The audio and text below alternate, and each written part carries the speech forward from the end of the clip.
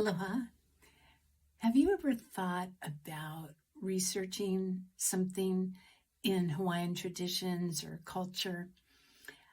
A number of people have asked me how I do that, so I wanted to share some ideas in this and some later reels. So the first question is, what are you researching? Now you might think, well, duh, I'm researching Hawaiian healing. But you don't want to go too broad. Hawaiian healing is a huge topic, and it's really broad. So you might want to narrow it so that you can be more specific, because Hawaiian healing could fill volumes of books.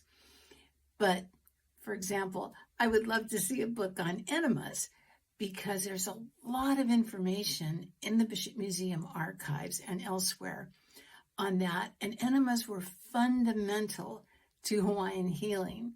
So I think there's a huge need for that book. So you want to not go too broad.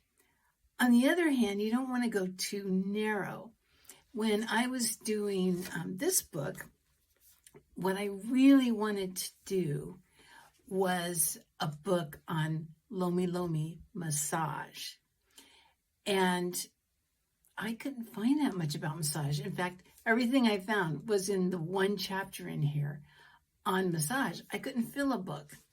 So I had to broaden and look at ways that lomilomi supported Hawaiian healing that honestly I wasn't that interested in at first, but over time I got more and more interested in all the ways that lomi was used. So for example, let's say you want to look at what Mary Kavena Pukui called psychic healing. And we might think of La'au the calling medicine, or Ho'upu'upu, the thought implantation. But there are a lot of other ways to refer to that kind of healing. So the narrow topic is psychic healing, but then you want to go broad in the sense of looking at words as you're looking things up.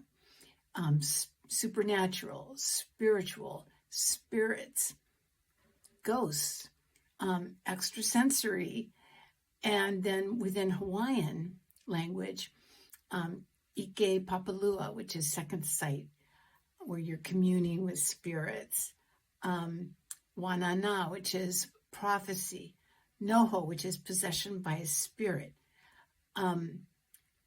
There's a word, it's pa'e'e, which is supernatural. So you want to look up all of the synonyms to the words that you're interested in, because when you're doing research, especially online, if you don't have the exact word that you're looking for, you're not going to find it.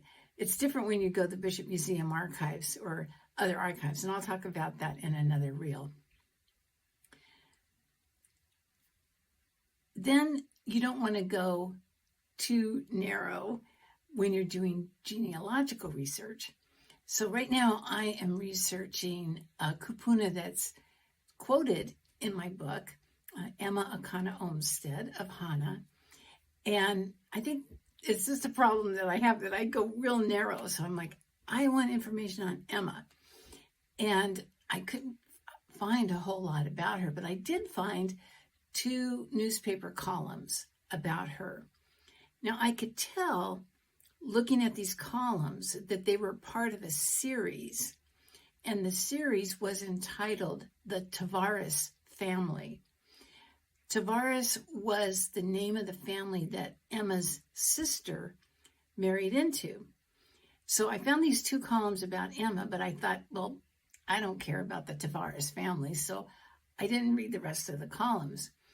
And then actually a librarian sent me a couple more, and I was like, oh, that's interesting. It does have information about Emma's parents.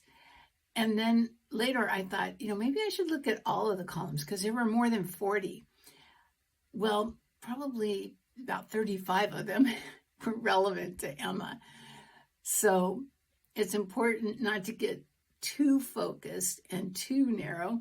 And it's important not to get too broad, but to find that sweet spot so that you can really focus your research.